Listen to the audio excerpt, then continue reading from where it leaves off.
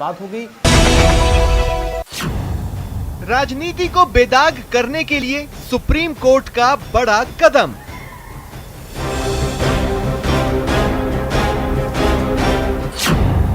BJP Congress समेत कई दलों पर लगाया जुर्माना।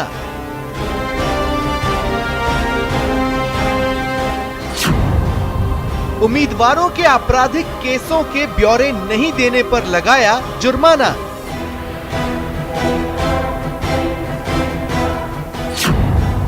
सुप्रीम कोर्ट का निर्देश, सियासी दल अपनी वेबसाइट पर प्रत्याशियों के आपराधिक रिकॉर्ड डालें।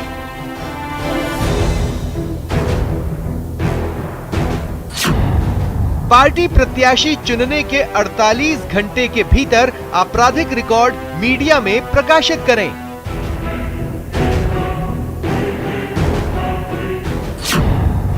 जनप्रतिनिधियों के खिलाफ क्रिमिनल केस राज्य सरकारें मनमाने तरीके से वापस नहीं ले सकेंगी।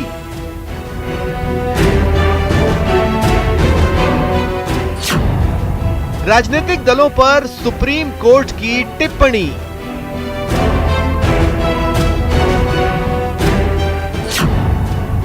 नींद से जगेंगे और राजनीति में अपराधीकरण को रोकने के लिए बड़ी सर्जरी करेंगे।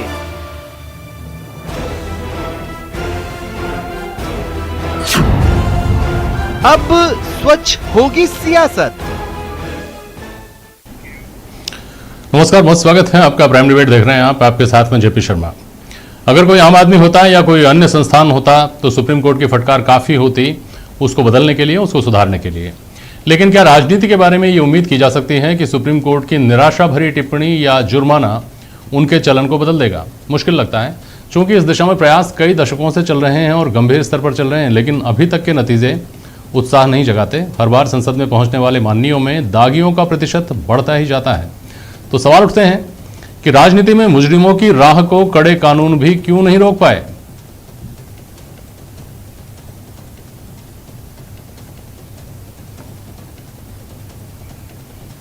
साफ सुथरी राजनीति के लिए क्यों सिकुड़ता जा रहा है स्थान?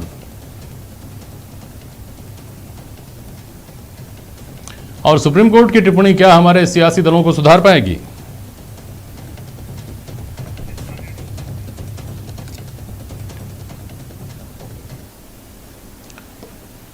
आशीष चतुर्वेदी जी हमारे साथ जुड़ रहे हैं, भारतीय जनता पार्टी के प्रवक्ता। स्वर्णिम चतुर्वेदी जी हैं, कांग्रेस के प्रवक्ता। कमल टाक साहब मेरे साथ स्टूडियो में हैं, आप एडीआर से जुड़े हुए हैं। और वरिष्ठ अधिवक्ता है हमारे साथ ए.के. जैन साहब। बहुत स्वागत है आप सभी का। पहले स्वर्णिम जी और आशीष जी आपके पास आ रहा हूं। आशीष जी, अगर आपको मेरी आवाज पहुंच रही है तो पहले आपकी टिप्पणी ले लूं, फिर सवाल लूंगा। आशीष जी। जी जेपी भाई,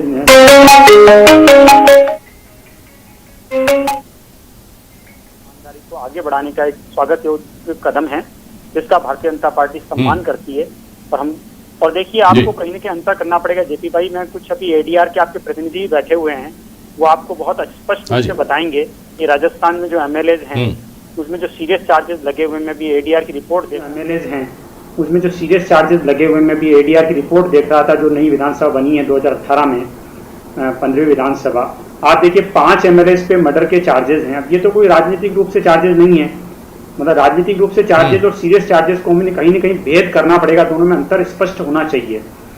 आप देखिए, सरकार के एक मंत्री पर और कांग्रेस के 4 विधायकों पर अटेम्प्ट टू मर्डर का केस है। भारतीय जनता पार्टी के विधायक भी होंगे सीरियस क्रिमिनल चार्जेस में, लेकिन उनका प्रतिशत बहुत कम है। इसी तरह से अगर हम देश में सांसदों की बात करें तो 50% ऑफ द सांसद जो कांग्रेस के उन पर क्रिमिनल केसेज है, भारतीय जनता पार्टी पर भी है, 39% है। मैं उसको स्वीकार कर रहा हूँ आपके सामने, क्योंकि जो आंकड़े हैं वो स्पष्ट हैं, पब्लिक डोमेन में अवेलेबल हैं। और मुझे लगता है सुप्रीम कोर्ट का जो आज फैसला आया है, इससे कहीं न कहीं राजनीतिक दलों को शुचिता के प्रति उनकी प्रतिबद्धता बढ़ेगी और ये एक स्वागत योग्य कदम है। ठीक है, स्वर्णिम चतुर्वेदी जी बोलिए। देखिए जेपी जी, निश्चित रूप से जो माननीय सुप्रीम कोर्ट का फैसला आया है, इन्होंने जो आज निर्णय दिया है कि 48 घंटे के अंदर अंदर क्रिमिनल चार्जेस वाले जो प्रत्याशी हैं उनकी सूची जारी करने का निर्देश दिया है, ये अच्छा है, राजनीति में शुचिता बढ़ाने वाला है। क्योंकि आज जो स्थिति है हमारे संसद में अगर देखें तो बड़ी चिंताजनक हालात हैं।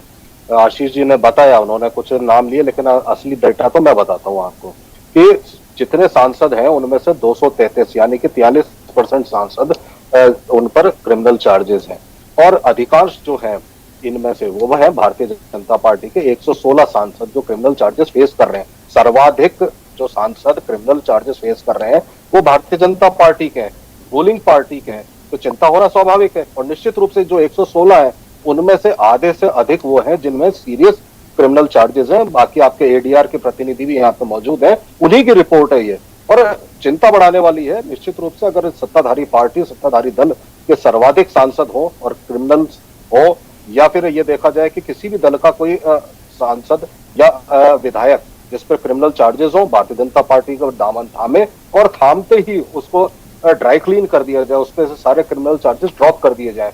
तो ये भी उचित फैसला है माननीय न्यायालय का, जिसका हम स्वागत करते हैं कि अगर कोई भी जनप्रतिनिधि है उसके मुकदमे वापस कोई सरकार नहीं ले सकती है, तो निश्चित रूप से शुचिता बढ़ेगी और जो ब्लैकमेलिंग और इस तरह के जो खेल भारतीय जनता पार्टी करती है, निश्चित रूप से इस पर रोक लगेगी। ठीक है, मैं वापस जाऊंगा आशीष जी के पास, लेकिन उससे पहले कमल जी एक बार आपके पास आ रहा हूँ। हमारे राजनीतिक मित्रों के पास हम जाते हैं, चाहे वो हमारे यहाँ पैनल में बैठे हुए हमारे पैनलिस्ट हों या आप राजनीतिक दलों के किसी भी प्रतिनिधि से बात कर लीजिए, और ख़ास तौर पर इस मामले में हाँ आता हूँ आशीष जी आपके पास, ख़ास तौर पर जब आप ऐसी बात करते हैं जिसमें आप भी उसी हमाम में हो और दूसरा भी उसी हमाम में हो और दोनों के ही बदन पर कपड़े कम हो, तो फिर तराजू हाथ में आ जाता है। ये आ जाता है कि देखिए हम कम वो ज़्यादा, अगर बुरी बात है तो, और अगर अच्छी बात है तो देखिए हम ज़्यादा और वो कम, ये होता है हमेशा। तो इस तराजू में भी खैर अभी तोल लेंगे, अभी बात कर लेंगे इस बारे में भी, लेकिन इससे काम चल जाता है क्या कमल जी? यही एक सबसे बड़ी मतलब विपदा है कि हम एक दूसरे के दाग कितने हैं वो गिना रहे हैं, और समस्या ये है कि ये दाग वाले हटाएंगे कैसे, ये दाग कैसे हटाएंगे, इस पे काम नहीं करना है, क्योंकि दोनों ने ही ये तय कर लिया है। दोनों क्या, मैं कहता हूँ सब दूर अब राजनीति में लगभग ये हो गया है कि वो ये देखते हैं कि हमारे लिए ये जीतने वाला, पार्टी का समर्थन करने वाला और पार्टी की विचारधारा पर चलने वाला व्यक्ति है तो वो टिकट पा जाएगा, अन्यथा उसका कोई लेना देना नहीं है उसके चरित्र का और उसके आपराधिक पृष्ठभूमि का। ये उसका उदाहरण है। अभी जिसके सांसद ज़्यादा हैं उनके क्रिमिनल्स भी ज़्यादा होंगे।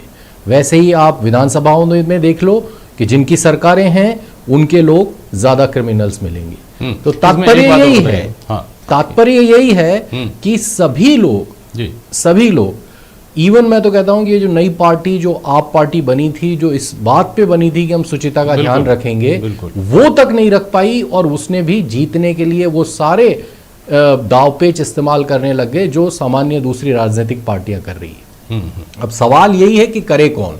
इसलिए बार बार हम जैसे लोग सिर्फ और सिर्फ आखिरी हमारे पास कोई दरवाज़ा है खटखटाने का तो वो है सुप्रीम कोर्ट, और उसी के ज़रिए हम बार बार उनसे कोशिश करते हैं, और वो हमें बार बार कहते हैं कि कानून तो पार्लियामेंट ही बनाएगी, इस देश की पार्लियामेंट ही कानून बना सकती है, हम कानून नहीं बना सकते। लेकिन इस कानून के आसपास की चीज़ों को थोड़ा सा अच्छे तरीके से देखने के लिए और कानून की मंशा या यूँ कहें कि संविधान की मंशा के अनुरूप चीज़ों को चलाने के लिए हम कुछ निर्देश और कुछ गाइडलाइन दे दें। आप सोचिए कि आज ये जो बड़ी आसानी से एक दूसरे के जो अपराध गिना रहे हैं, यही वो सांसद हैं और यही वो लोग हैं जिन्होंने पार्लियामेंट में भी ये कानून के अंदर पार्लियामेंट के अंदर सबने मिलकर ये कह दिया कि हम एफिडेविट भी नहीं देंगे कि कौन क्रिमिनल है, कितनी संपत्ति है और कितने पढ़े लिखे हैं, ये भी नहीं बताएंगे। ये भी सुप्रीम कोर्ट से करवाना पड़ा। तो आप अंदाजा लगा सकते हैं कि ये राजनीतिक पार्टियां किस स्तर तक अपने आप को छुपा के रखना चाहती है और बात पारदर्शिता की करती है। ठीक है, एक है जैन साहब, ये जो सुप्रीम कोर्ट की आज की टिप्पणी है खास तौर पर, इससे पहले भी सुप्रीम कोर्ट इसी आशय की बातें कह चुका है इस मामले में कि कानून तो हम बना नहीं सकते, ये तो विधायिका का काम है, हम सिर्फ संविधान की भावना के अनुरूप क्या होना चाहिए क्या नहीं होना चाहिए उसके हिसाब से रूलिंग देते हैं। उस रूलिंग के हिसाब से फिर बहुत सारे मतलब जो परंपराएं कायम होती हैं वो चलन बनती हैं। तो इस लाचारी को कि हम कानून तो बना नहीं सकते, कानून तो आप लोगों को बनाना चाहिए, ये अपेक्षा की जाती है कि देश की विधायिका इस तरह का कानून बनाए कि जो आपराधिक बैकग्राउंड के लोग हैं वो विधायिका में नहीं आ पाएँ। इस लाचारी को कैसे देखना चाहिए? देखिए, आज दो मामलों में, दो अलग अलग मामलों में सुप्रीम कोर्ट ने दो बड़े महत्वपूर्ण निर्देश प्रदान किए। कहने की बात है कि रिप्रेजेंटेशन ऑफ पीपुल्स एक्ट में कोई प्रावधान नहीं था। प्रावधान यह था कि सजा जब हाईएस्ट कोर्ट से अपहोल्ड हो जाए तब जाकर, और वो भी 2 साल से ज्यादा की सजा या कुछ विशेष प्रावधान, तब जाकर आदमी डिस्क्वालीफाई होता था। लोक प्रेरी के मामले में सुप्रीम कोर्ट ने इंटरप्रेट किया इसको कि एक बार अगर दोष सिद्धि हो गई है और उस दोष सिद्धि सजा को चाहे रोक दिया है, दोष सिद्धि को नहीं रोका गया है, तो पहली अदालत से दोष सिद्धि होने के बाद ही वो आदमी डिस्क्वालीफाई हो जाएगा। और 2014 में ये घोषणा की गई थी कि 1 साल के अंदर अंदर हम इतनी स्पेशल कोर्ट्स बना देंगे कि 1 साल के अंदर अंदर सारे के सारे जो लेजिस्लेचर्स हैं उनके मुकदमे निस्तारित हो जाएंगे। 8 साल हो चुके, अभी तक तो निस्तारित नहीं हुआ। पिछले साल से इस साल 17% और ज्यादा दागी एमएलए एमपी शामिल हो गए। होता क्या है, उत्तर प्रदेश ने 76 गंभीर अपराधों के मुकदमे वापस लेने के लिए लगा रखा है, महाराष्ट्र ने 41 के लगा रखा है, कर्नाटक में 50-60, हर स्टेट ने जैसे ही राज बदलता है हत्या के प्रयास जैसे मुकदमे धारा 321 का दुरुपयोग कर वापस ले लेते हैं और अपने अपने आदमियों को, उत्तर प्रदेश के तो 6 सिटिंग एमपीज के खिलाफ गंभीर अपराधों को वापस लेने के लिए राज्य सरकार ने प्रार्थना पत्र लगा रखे, जिस पर आज हाईकोर्ट ने सुप्रीम कोर्ट ने कहा कि सिर्फ हाईकोर्ट तय करेगी, हाईकोर्ट परमिशन देगी, कंसर्न मजिस्ट्रेट और कोर्ट भी परमिशन नहीं देगा। और बल्कि ये भी कहा कि मजिस्ट्रेट और जजेज जो ट्रायल कर रहे हैं एमएलए एमपीज के मुकदमे को, उनका ट्रांसफर नहीं किया जाए और हाईकोर्ट मॉनिटर करे कि इनका जल्दी से जल्दी निस्तारण हो जाए। ये एक पक्ष है। दूसरा पक्ष है कि कभी तक रिप्रेजेंटेशन ऑफ पीपुल एक्ट में प्रावधान ही नहीं था, जैसे कमल जी ने कहा कि वो किसी तरह का अपने बारे में डिक्लेरेशन दें। पीयूसीएल के जजमेंट में सुप्रीम कोर्ट ने निर्देश दिया, तब जाकर संपत्ति और अपराधों का निर्णय आने लगा। और अब जब सुप्रीम कोर्ट में ब्रजेश सिंह वाले मामले में निर्देश देती है कि आप 48 घंटे के अंदर अंदर घोषणा करें, ऐप पे डालिए, विजिबल डालिए, बड़े अखबारों में दीजिए और साथ ही ये बताइए कि हमें ने ऐसे अपराधी को टिकट क्यों दिया है, तब भी किसी ने पालना नहीं की। इसलिए आज 10 दलों पर 1 लाख रुपए और 2 दलों पर 5-5 लाख रुपए जुर्माना करना पड़ेगा। अब ऐसा लगता है कि लेजिस्लेशन का जो कार्य है, जो करना चाहिए शुचिता लाने का, पर वहां तो सब अपराधी घुस गए हैं। इसलिए अब सुप्रीम कोर्ट को ये करना पड़ रहा है कॉन्स्टिट्यूशन के इंटरप्रिटेशन के लिए कि ये करे। परंतु इसका इफेक्ट क्या होगा, कल एक दूसरा कानून आएगा और सुप्रीम कोर्ट के आदेश को पूर्ण नलिफाई कर दिया जाएगा और उसमें सारे दल एक राय होकर उसके पक्ष में वोट करेंगे और कह देंगे सुप्रीम कोर्ट हमारे क्षेत्र में। परंतु क्या ये देश सिर्फ अपराधियों के हाथों में सौंपे जाने के लिए है? क्या इसलिए है कि आते ही 76 केसेज यूपी में, 6 एमपी राजस्थान में, हर जगह ये होता है कि जैसे ही राज बदलता गंभीर से गंभीर मुकदमे वापस ले लिए जाते हैं 321 में, जिसके लिए जबकि शिवनंदन पासवान में भी सुप्रीम कोर्ट ने कहा था कि भाई जब तक कोई कारण नहीं हो तब तक नहीं ली जाए। ऐसा लगता है कि राजनेता फिर आज बातें सब बड़ी बड़ी कर रहे हैं, एक दूसरे के दाग गिना रहे हैं। अरे भाई दोनों आप बताइए 2014 से लेकर आज तक कितने मुकदमे निस्तारित हुए एमएलए बिल्कुल सही बात, कितनी स्पेशल और ये आशीष जी के पास ये सवाल लेकर जाता हूं मैं। आशीष जी देखिए, अगर केवल राजनीतिक आरोप हो जिनको लेकर के कहीं तथ्य और आंकड़े नहीं दिए जाने हो तो बात अलग है, लेकिन यहाँ तो आंकड़े हैं सामने कि भारतीय जनता पार्टी के सांसद भी और भारतीय जनता पार्टी के विधायक भी, संख्या नहीं अनुपात की बात कर लीजिए, अनुपात में मतलब फीसद जो है आपका, प्रतिशत जो है वो बहुत ज़्यादा है, दुगना है करीब करीब कांग्रेस से संसद में भी, और विधायकों की अगर कुल संख्या देश की निकाली जाए तो उसमें भी। पहली बात। दूसरी बात, अगर महाराष्ट्र में गंभीर अपराधों के आरोपियों के केस वापस लेने की बात हो रही है तो उत्तर प्रदेश में भी हो रही है, तो फिर पार्टी विद डिफरेंस कहाँ है और उससे क्यों उम्मीद लगाई जाए? आशीष जी।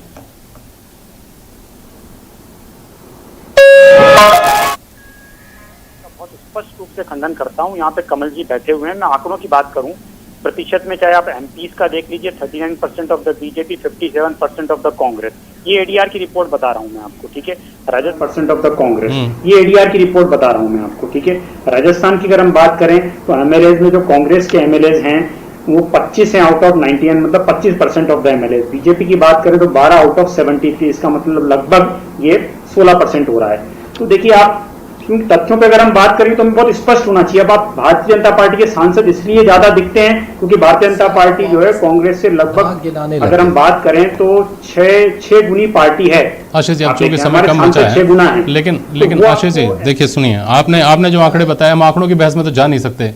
आंकड़ों की बहस में इसलिए नहीं जा सकती कि उसका कोई व्हाइट पेपर तो यहाँ जारी नहीं हो सकता, लेकिन जो अवेलेबल हैं, जो पब्लिक डोमेन में हैं आंकड़े, वो ये कहते हैं कि 339 में से आपके 64 के खिलाफ संगीन आपराधिक मामले दर्ज हैं। ये तो सांसदों की बात है, उसी के आधार पर बोल रहा हूं। और विधायकों की भी हम बात कर लेंगे, लेकिन सवाल ये नहीं है आशीष जी, ये तो आप मान ही रहे हैं कि आपकी पार्टी के जो जनप्रतिनिधि हैं उन पर आनुपातिक रूप से ज़्यादा लोग हैं, और वो केवल उनकी संख्या चूंकि ज़्यादा है इसलिए नहीं है, हम अनुपात की बात कर रहे हैं।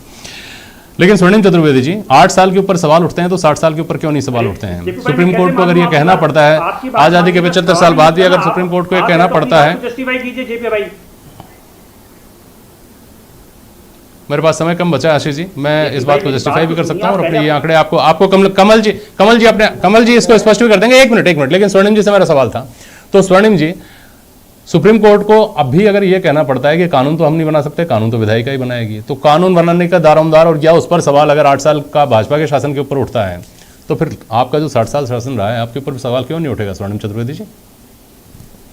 देखिए, निश्चित रूप से जेपी जी आपकी बात सही है, सवाल तो उठ सकते हैं, लेकिन रिप्रेजेंटेशन ऑफ पीपुल्स एक्ट बना और बार बार सभी दलों के साथ मिलकर के जो संशोधन हो सकते थे उसमें हुए, और उसमें प्रावधान भी अगर कन्विक्शन है और कन्विक्टेड कोई व्यक्ति, दुर्भाग्य से स्वर्णिम जी, दुर्भाग्य से उसमें जो संशोधन हुए वो कोर्ट की रूलिंग्स आने के बाद हुए, या कोर्ट्स की रूलिंग्स ने उन प्रावधानों को बेअसर कर दिया एक तरह से? वहां तो ये था प्रावधान, तो अगर मुझे ठीक याद है तो कि जब तक आप आरोपी हैं तब तक आपको डिस्क्वालीफाई नहीं किया जा सकता, आप जब सजा याफ्ता जब आप हो जाएंगे तभी आपको किया। लेकिन इसको कोर्ट ने, अगर मैं ठीक हूं कमल जी, तो इसको सुप्रीम कोर्ट ने ही इसको रूल आउट किया था।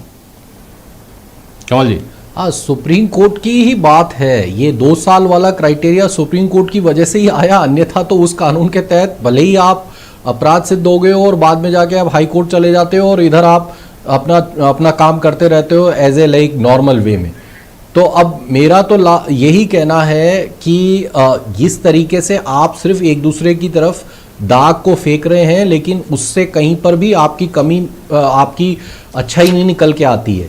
आप जनता के लिए बिल्कुल भी ऐसी व्यवस्था लोकतंत्र में नहीं बनाना चाहते हैं जहां पर, अब समय कम है आशीष जी, जहां पर सभ्य व्यक्ति, लेकिन आशीष जी ने जो ऐतराज किया उस पर एक चीज से बता सकता हूं कि कैसे ये पार्टियां संगठित होती है। अब ये अभी की बात है कि जब इनसे कहा गया है कि सूचना का अधिकार कानून सभी पार्टियों पर लागू होगा, सारी इंक्लूडिंग कम्युनिस्ट पार्टी सब ने मिलकर मना किया कि नहीं, हम आरटीआई के तहत अपनी तो चीजें नहीं दिखाएंगे, जबकि जनता के पैसे से काम करते हो, जनता के लिए काम करते हो, तो भी नहीं दिखाएंगे।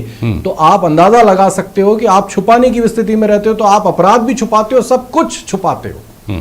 ठीक है, एक एजेंट साहब, ये पहलू तो अपने आप में चिंताजनक है ही है, लेकिन अगर हम इसका समाधान इसमें ढूंढते हैं कि किसी के खिलाफ आरोप दर्ज होते ही उस आदमी को किसी ना किसी तरह से आप बांध दीजिए, रोक दीजिए और उसको सार्वजनिक जीवन से किसी ना किसी तरह से किसी हद तक प्रतिबंधित कर दीजिए, तो हम ये भी तो देखते हैं कि यौन अपराधों का जो कानून है उनका कितना दुरुपयोग होता है। इस तरह का दुरुपयोग राजनीति में तो बहुत आसान हो जाएगा, everything is fair in love and war वाली स्थिति रहती है राजनीति में, तो कुछ भी करो, बाई हुक एंड क्रुक जीतना होता है आदमी को। तो यहाँ तो इस तरह का कानून, अगर कड़ा कानून हो जाता है कोई, अगर विधायिका ही बना देती है, तो उसका दुरुपयोग तो बहुत सहज संभव होगा।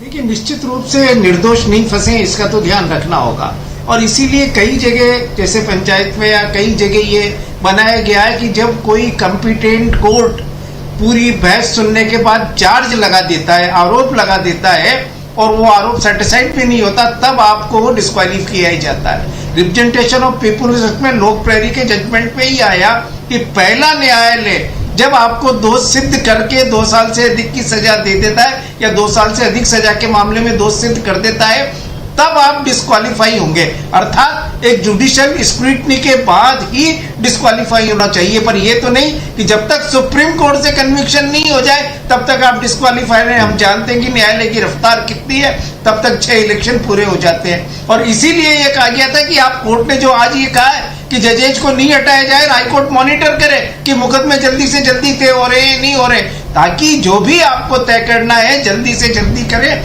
डिसाइड करें, साल भर के अंदर डिसाइड करें, ताकि न तो दोषी आदमी फंसे और हम लोग मुक्त हो इन अपराधीकरण से और इन अपराधी राजनीतिज्ञों से। ठीक है, बिल्कुल ठीक है। आशीष जी, आप आंकड़ों को लेकर के सवाल उठा रहे थे, मैं इसका जवाब दिलवाता कमल टाक साहब से, लेकिन अब समय खत्म हो गया। आपको पता है पब्लिक डोमेन में है आंकड़े, आप कहीं से भी देख सकते हैं। बहुत शुक्रिया आप सभी का आज प्राइम डिबेट में शामिल होने के लिए। आज के लिए बस इतना ही, नमस्कार।